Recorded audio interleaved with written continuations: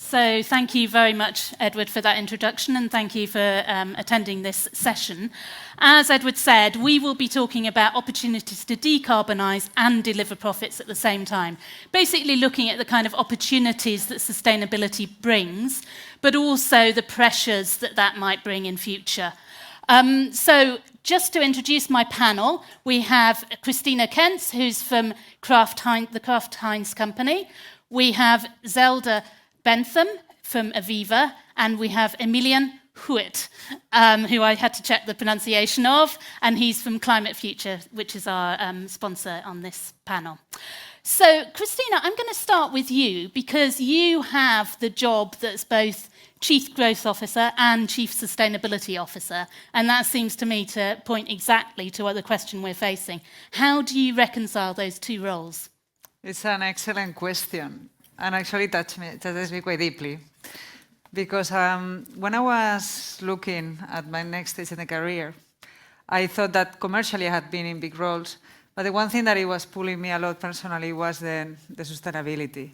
So when I was discussing the role with who's now my boss, and he was saying Chief Growth Officer, I thought, you know, what if I offer you a two-in-one deal? No? I take the Chief Growth Officer, but I'll give you for free the Chief Sustainability Officer.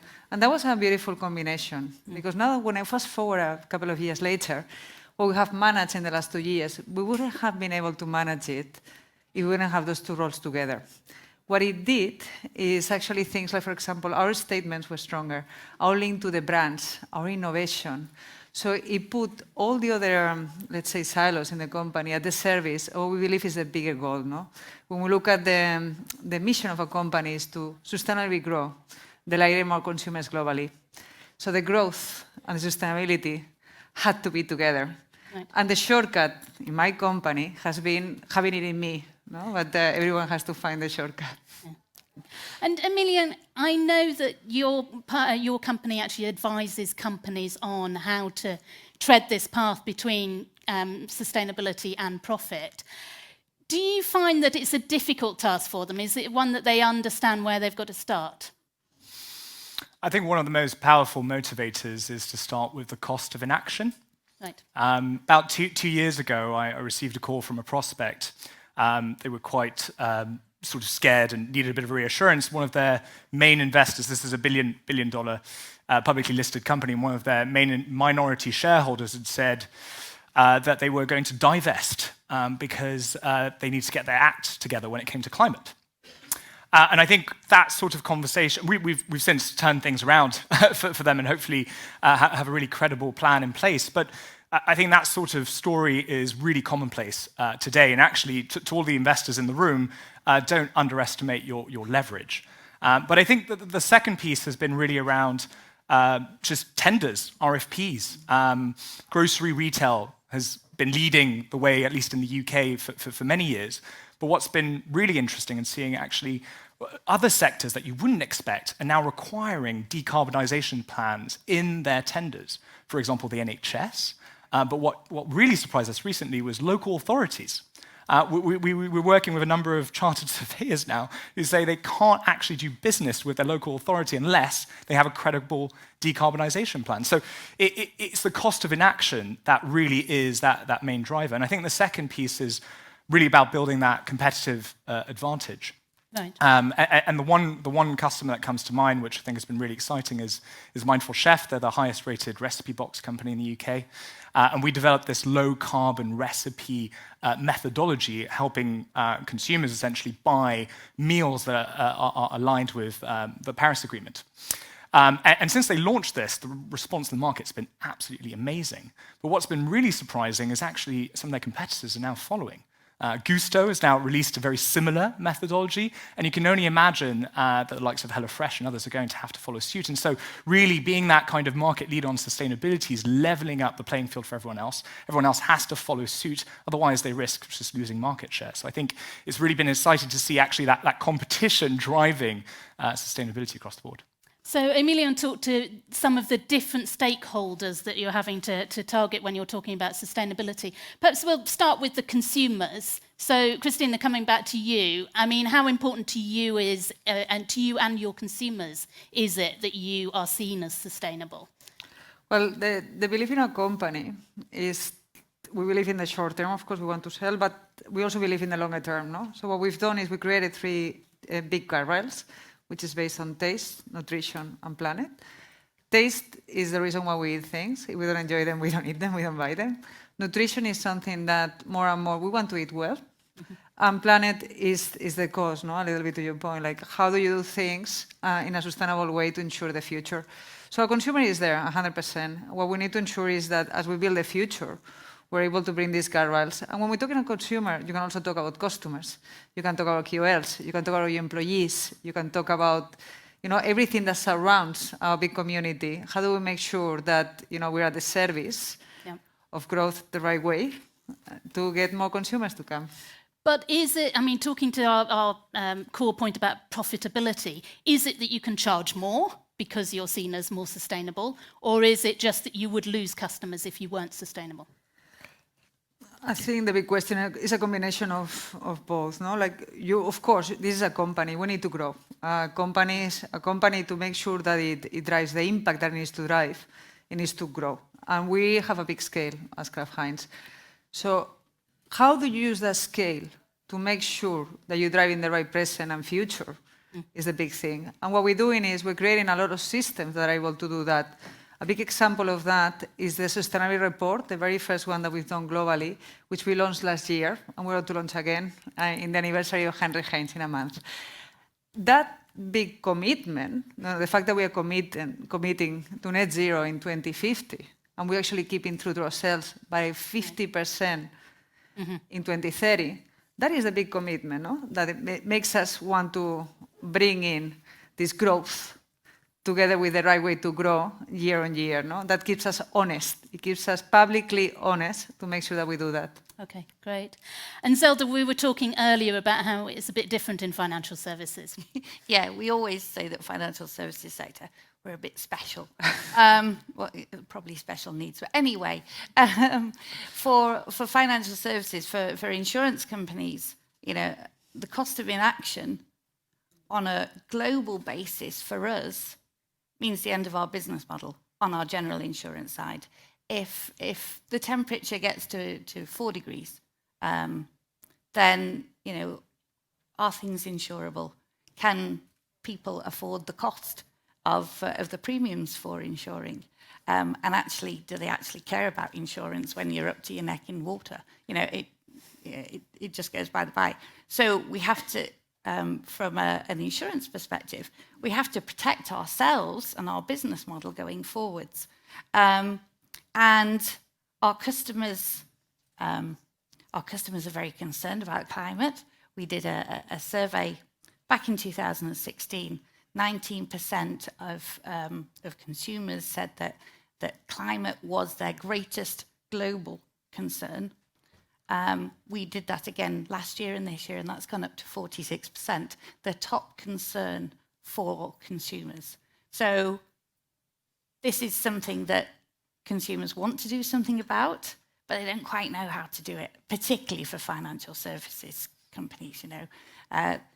It's really difficult to manage your own money and to understand where that goes and the outcomes of it.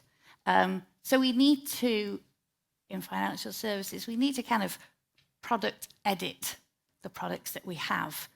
So, for example, we have the motor insurance policy, standard motor insurance policy, but instead of creating an electric vehicle bespoke insurance, we've just put those additional covers that you need for as an EV driver, whether it's cables or electric surge or breakdown because you get range anxiety, into our standard product.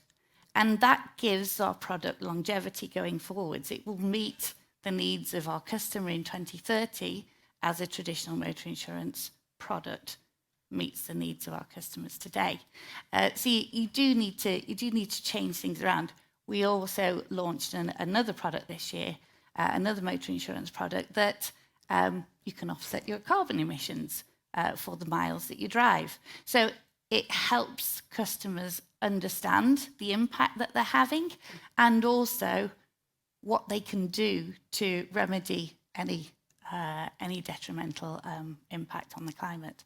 So that's just Yes. a couple of it. Presumably it's a slightly easier sell when you're talking about corporate clients.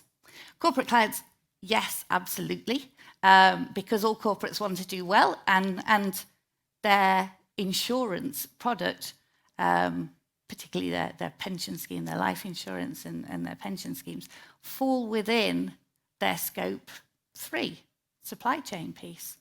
So you have to, so again, back in about 2016, 2017, we were getting more and more ESG questionnaires in from corporate clients, from companies and from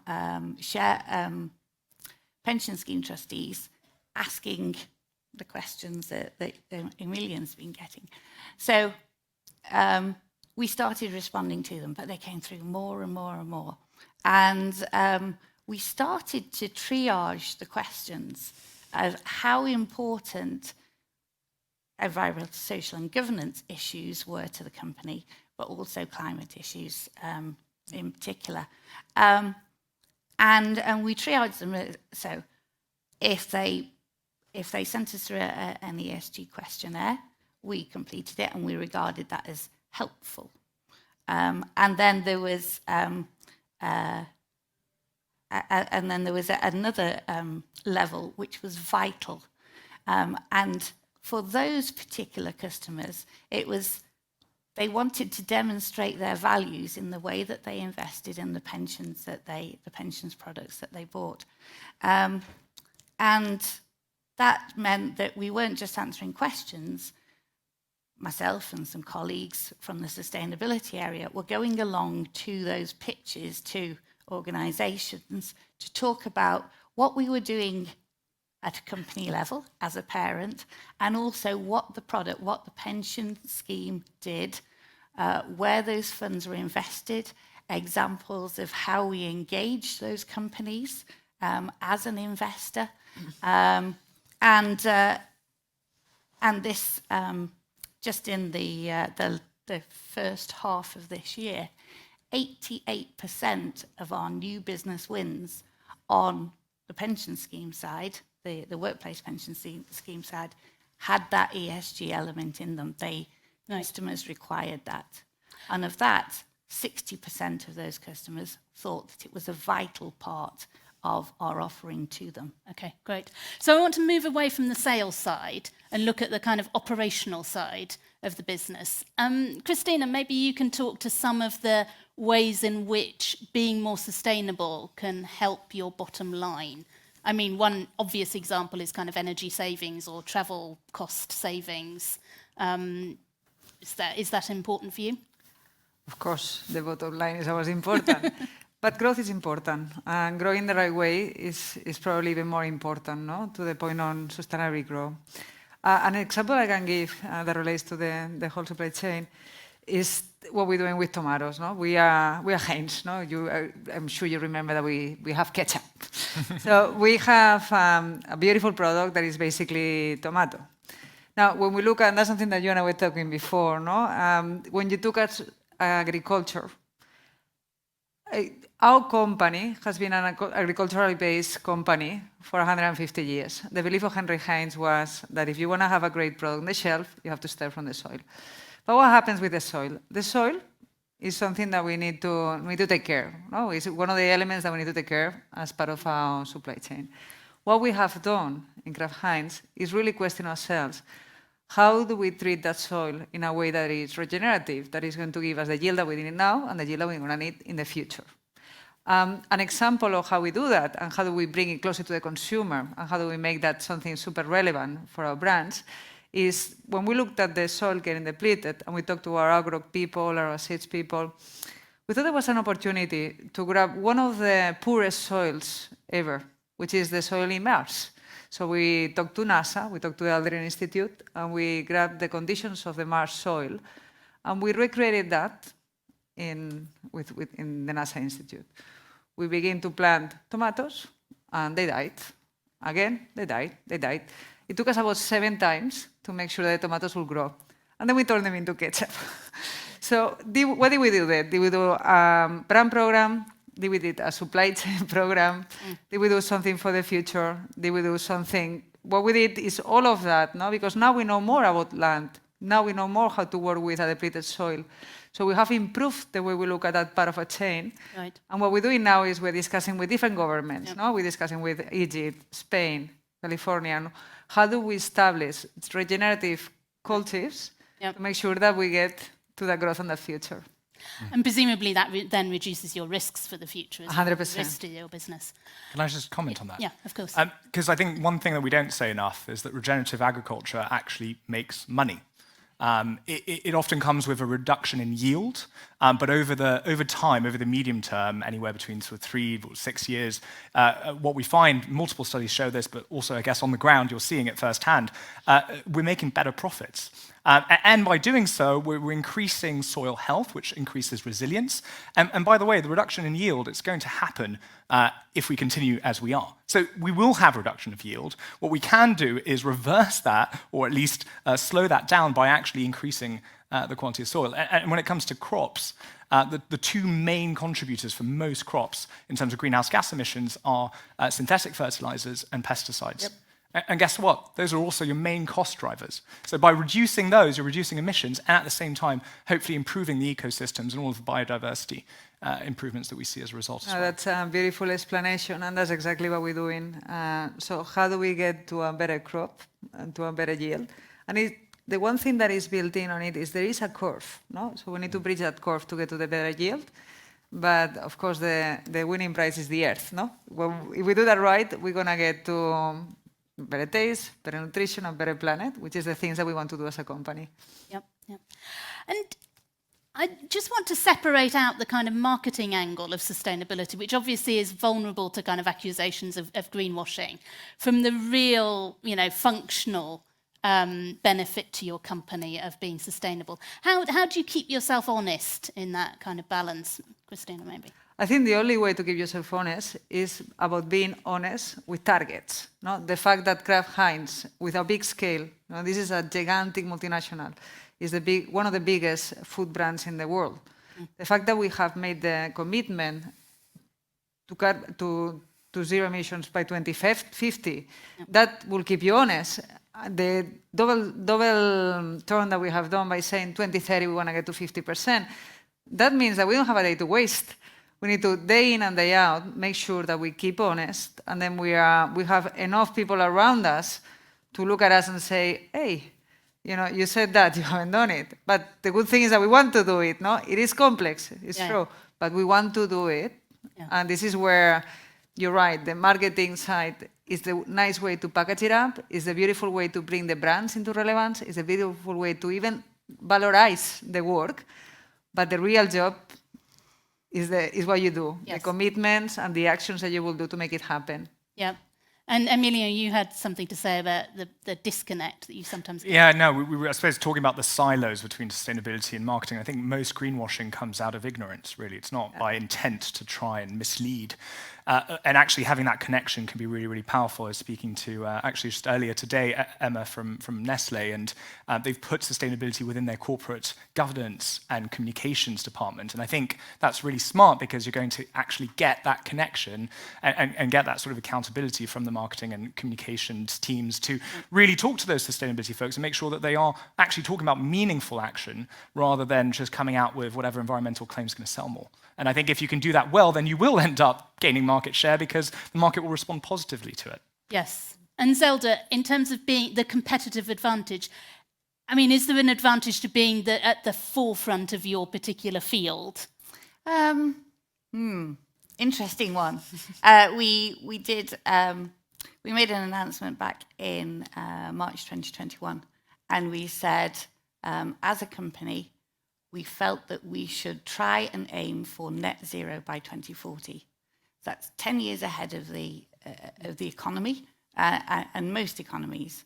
It was ambitious. Our CEO, said as much. It's a huge challenge for us, but we believe that climate is such an enormous issue that will affect everybody on a worldwide basis, and is now, that we needed to do something, and we needed to do something fast. So we can't do it by ourselves. We have to do it with other companies. And when you said, is it a competitive advantage? Well, we thought that other financial services companies would join us. They didn't. So we're still there, 2040. But our institutional investors, our own institutional investors, were saying, we appreciate the fact that you have this ambition for 2040, because if you just set an ambition for 2050, as an investor, as an insurer, you can almost sit on your hands and wait for the economy to change, because by law, we need to change by 2050. So it's that fact that with a 2040 ambition, you need to drive other companies, those companies that you invest in, those companies that you're a customer of, those companies that you underwrite, provide insurance for. So you need to drive those forwards, but also you need to provide support to those new technologies coming along in your investments. So and in your underwriting. So we insure renewable electricity infrastructure on six continents. And we have exited things like insuring fossil fuel power generation markets and insuring coal companies, etc. Because we need to be moving forwards, and we need to be able to demonstrate that, one, it's doable, and that, two, we have every intent of doing it. We need to take government along with us. We need to make sure that regulators are putting in the right regulation for it. But I don't think it does any harm to be ambitious. So we've got about 8 minutes left. So I want to open the floor to questions now. Anybody got one?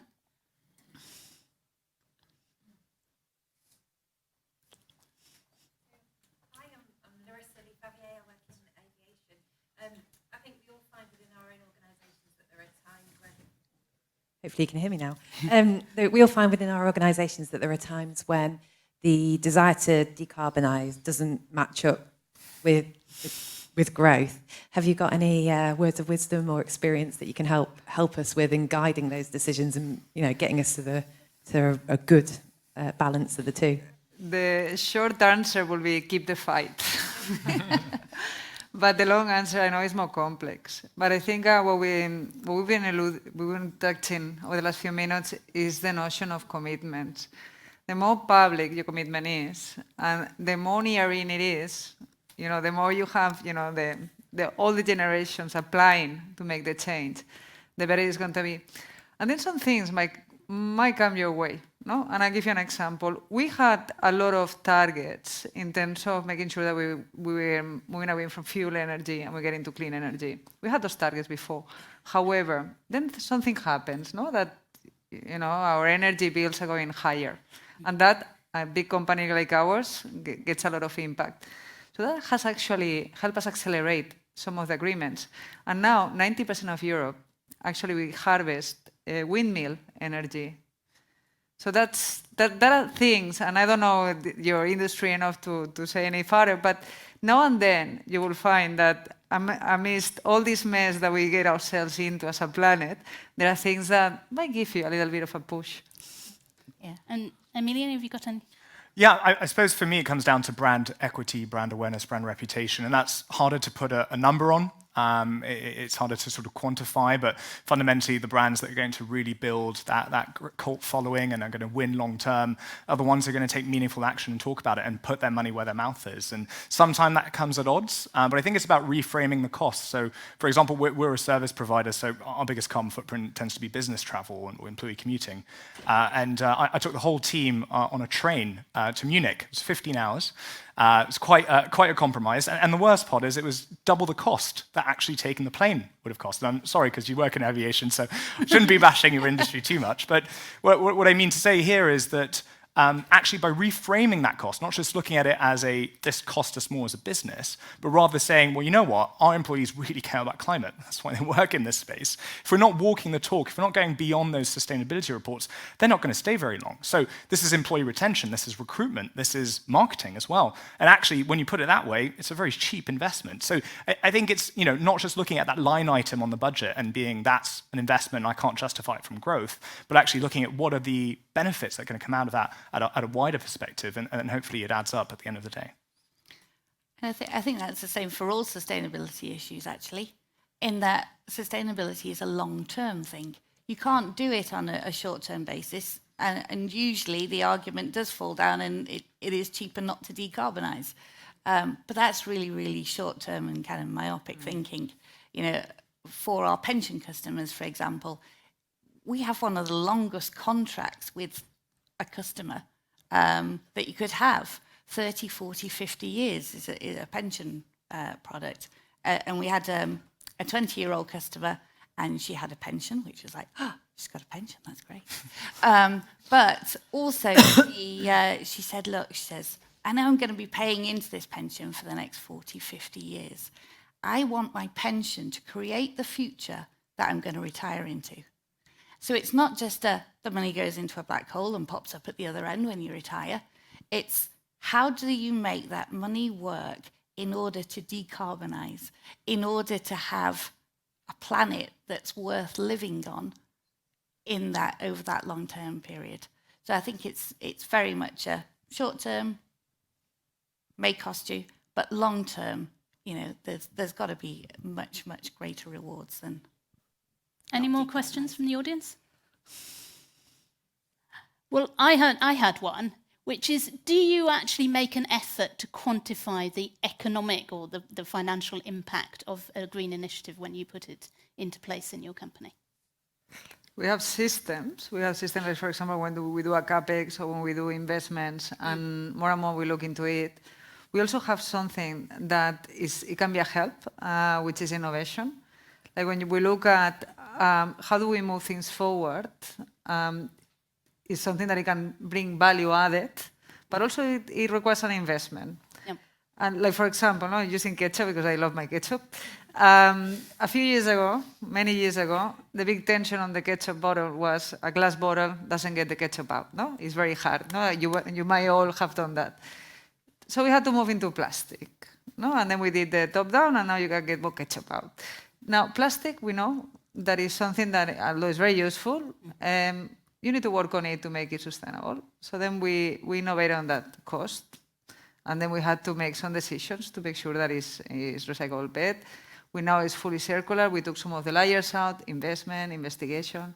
Now, the next part that we want to do, we want to move into systems that are not even plastic. We want looking into paper-based bottles. So you have to continue that layer to make sure that you have investments, you have systems, you have a P&L, you have a bottom line that continues that direction. Yeah. And Emilia, have you seen any examples of where people have tried to quantify the exact investment of their green initiatives, but also, what benefits it brings financially, as well as obviously.